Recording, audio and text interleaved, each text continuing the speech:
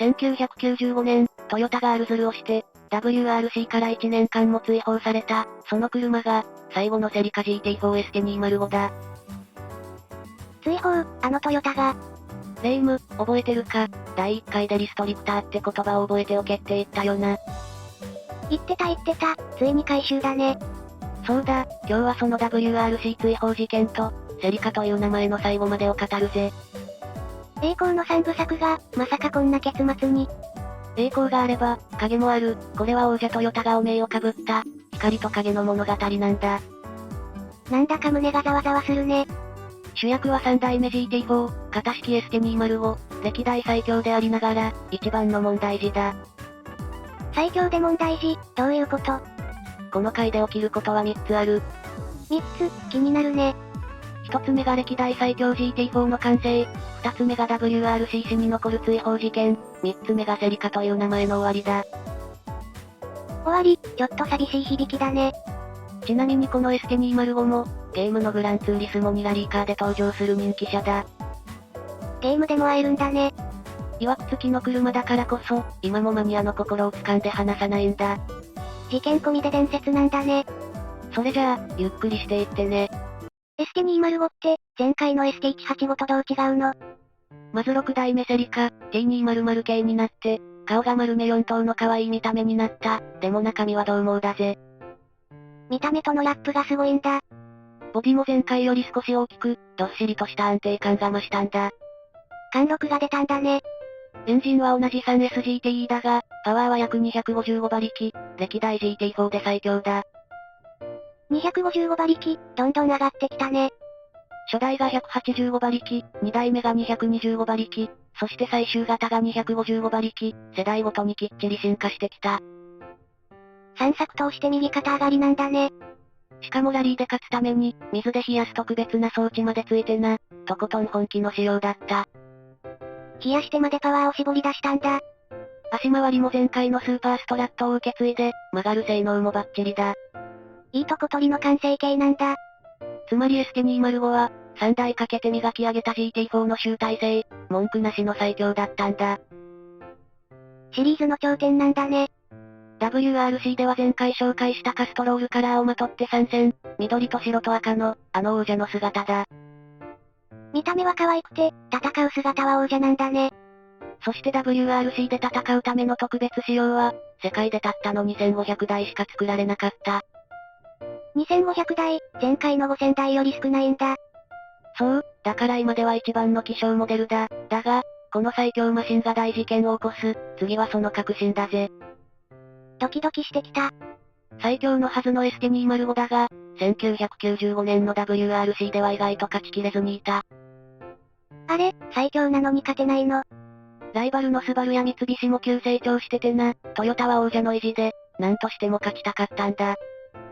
プレッシャーがすごそうだね。そんな中、スペインのラリーで、トヨタの車に仕込まれたある仕掛けが FIA に見つかったんだ。仕掛け、何をしてたの？覚えてるか？ターボの空気の量を制限するリストリクターだ。トヨタはこれをこっそり迂回する装置をつけてた。あ、第1回の伏線、ズルしてたの。そうなんだ、バネ仕掛けで、車に装着すると空気の通り道がわずかに開く仕組みでな。つけると勝手に開くんだ。これで規定より約25%も多く空気を吸ってた。なんと約50馬力ものパワーアップだ。50馬力も、そりゃ反則級に速くなるよ。しかもすごいのが、取り外して検査するときは、ちゃんと合法に見えるって成功さなんだ。つけると不正、外すと合法、ずる賢すぎる。検査ではバレない、走るときだけズルが効く、まさに完全犯罪を狙った仕組みだったんだ。そこまで手が込んでたんだ、逆にすごい。それを見抜いた FIA の会長すら、30年見てきた中で最も成功だと、呆れ半分で言ったほどでな。怒るより感心しちゃったんだ。この仕掛けを見つけた時も、検査官は最初、部品がどう動くのかわからなかったらしい。プロでも一瞬騙されるレベルなんだ。それくらい巧妙だったから、世界中のモータースポーツ界が大騒ぎになったんだ。そりゃ大ニュースになるよね。だが当然、ルール違反はルール違反、処分はとてつもなく重かった。そうだよね、どうなったの？その年に稼いだポイントは全部剥奪、さらにトヨタは1年間、WRC 出場停止になっちまったんだ。1年間も、王者だったのに大転落だね。昨日まで世界一だったチームが、一夜にして追放、栄光を築いたトヨタが、汚名をかぶった瞬間だ。天国から地獄みたいだね。この事件はトヨタにとって大きな痛手でな、築き上げた信頼が一度に揺らいだんだ。勝つことより信頼を失う方が痛いね。だがトヨタはここから逃げずに、正々堂々と出直すことを選んだ。そこは立派だったぜ。失敗から逃げないのは大事だね。これがセリカ GT4 3部作の、一番辛いクライマックスだ。次はその代償の話だぜ。代償、重そうだね。トヨタが消えた1年の間に、WRC の主役はすっかり入れ替わった。誰が主役になったの？前回ちらっと出てきたスバルのインプレッサと、三菱のランサーエボリューションだ。あ、前のシリーズの主役たちだ。まさにそこだレイム。1995年はスバルのコリン・マクレイが世界王者になった。セリカが開けた王座を、新しい2台が掴んだんだ。セリカ、インプラネボって、ちゃんと繋がってるんだね。そうだ、前にあったランエボとインプレッサの3部作、あれはこの続きの物語だったってわけだ。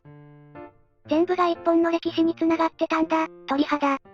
皮肉なもんでな、トヨタが事件で抜けたことが、結果的に2台の若い才能を一気に開花させたんだ。歴史って数奇な巡り合わせだね。この時のマクレイはまだ27歳、新しいヒーローの誕生でもあったんだ。世代交代の瞬間でもあったんだね。セリカが切り開いた日本車ラリーの道、それをスバルと三菱が受け継いで、さらに世界を席巻していく。バトンが渡ったんだね、なんだか感慨深い。そしてトヨタは復帰後、戦いの場をカローラ WRC へ移す。セリカの WRC は、ここで静かに幕を閉じたんだ。セリカの戦いが終わっちゃったんだ。さて、ここからはセリカそのものの終わりの話だ。GT4 だけじゃなく、セリカ全体の。そうだ、GT4 はこの ST205 で最後、次の7代目、T230 系にはもう 4WD ターボの設定がなくなったんだ。あの C4WD が消えちゃったの。7代目は FF の軽快なスポーツになった。エンジンも、ヤマハと組んで作った高回転型に変わってな。中身がガラッと変わったんだね。4WD ターボの戦闘機から、気軽に楽しむスポーツへ、セリカは姿を変えて生き延びようとしたんだ。時代に合わせて生き方を変えたんだね。これはこれで若者に人気の良い車だった。だが、ラリーで世界と戦う戦闘機ではなくなったんだ。性格が穏やかになっちゃったんだね。そして2006年、セリカはついに生産終了。1970年のダルマから数えて、7代36年の歴史に幕を下ろした。36年、第1回のダルマから、ここまで来たんだね。第1回で北米での人気がセリカの運命に関わると言ったろ。実は終わりにも、それが関わってるんだ。あの伏線も回収だ、どういうこと？長年セリカを支えたのは北米の若者たちだった。だがその北米で、人気の中心が SUV などに移っていったんだ。みんなの好みが変わっちゃったんだね。スペシャリティカーという役目を終えたセリカは、こうして静かに姿を消したってわけだ。時代の流れには勝てなかったんだね。栄光の WRC、そして汚名の事件、波乱の一生を駆け抜けて、セリカは伝説になったんだ。終わってもずっと語り継がれるんだね。ここで豆知識だ。第1回で出たラリー部隊規定、トヨタチームヨーロッパを覚えてるか？ドイツにあった専門チームだね。トヨタは1999年、カローラ WRC でメーカー王座を取り返すと、その規定を母体に、今度は F1 へ挑戦したんだ。ラリーのチームが F1 に、大転身だね。2002年からは1年間戦った。でも1勝もできないまま、2009年に撤退する、引き金はリーマンショックだ。世界中が大変だった、あの不景気だね。そうだ、同じ波で、スバルと三菱は WRC から、ホンダも F1 から撤退、日本勢が一斉に消えた冬の時代だ。インプレッサのシリーズで見た、あの撤退と同じ波なんだ。その通り、だが物語には、まだ続きがあるんだぜ。続き、トヨタは帰ってくるの。2017年、トヨタは18年ぶりに WRC へ帰ってきた。武器は小さな巨人、ヤリス WRC だ。お帰りトヨタ、って感じだね。しかも復帰チームの代表は富間記念。そう、ランエボのシリーズで4連覇した、あのマ記念だ。ランエボの英雄がトヨタを率いたの。かつての宿敵が監督として王座を奪還して、その魂は今の GR ヤリスにまで実を結んだんだ。ランエボ、インプ、セリカ、全部繋がってるんだ。だから事件で散ったセリカも無駄じゃなかった。トヨタのモータースポーツ魂の土台になったんだ。挑戦の歴史は次に繋がるんだね。さて投資の話だ。ST205 は2500台と希少で、しかも最後の GT4、価値はじわじわ上がってる。最強で最後となれば、欲しい人も多いよね。おまけに事件で一躍有名になった分、世界中のマニアが探してる。当然、海外流出も進んでるんだ。曰く付きなのも人気の理由か、面白いね。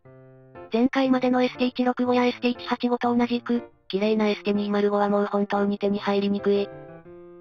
3部作全部もう買えないやつだね。見つけたら一期一会だと思っておけ。特にこの最終型は、出会えたら奇跡レベルだぜ。それだけ価値のある一台なんだね。評判もいこう。良い点は、歴代最強のパワーと、2500台だけの特別感、所有する満足度は抜群だ。持ってるだけで誇らしいやつだ。それに事件の主役という、唯一無二のストーリー性もある。語れる車って強いんだ。物語のある車はロマンがあるね。悪い点は、とにかく弾が少なくて高いこと、そして古い高性能車だから維持に手間がかかることだ。希少すぎるのも良し悪しだね。だが手をかけてでも乗りたい、そう思わせる魅力がある。栄光透明の両方を背負った唯一の存在だからな。光も影も丸ごと愛されてるんだ。ここで3部作を振り返ろう。誕生の ST165、黄金の ST185、そして終焉の ST205。生まれて、輝いて、散っていったんだね。185馬力から255馬力へ、世界に挑み、頂点を得り、そして人間臭い失敗もした。完璧じゃないからこそ、心に残るのかもね。うまいこと言うなレイム、栄光も名も全部ひっくるめて、これがセリカ GT4 の伝説なんだ。かっこいいだけじゃない、本物の物語だね。そしてその魂は、スバルや三菱へ、さらに現代の GR ヤリスへと受け継がれていった。一台の車から、こんなに歴史が広がるんだね。さて、最後にみんなに聞きたいことがある。なになに？あの追放事件、トヨタはズルをした悪者か、それともみんなやってた中で運が悪かっただけか。これは意見が割れそう。当時はどのチームも限界ギリギリを攻めてた時代でもある。だからこそ意見が分かれるんだ。一概に悪者とも言えないのが難しいね。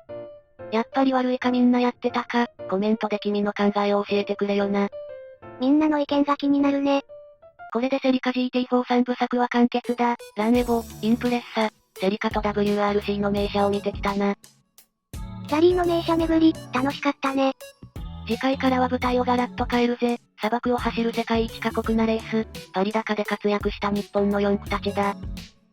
パリ高、ランクルとかパジェロだね。そうだ、ランドクルーザー、パジェロ、ジムニー、世界を制した日本の4区、その3部作を始めるぜ。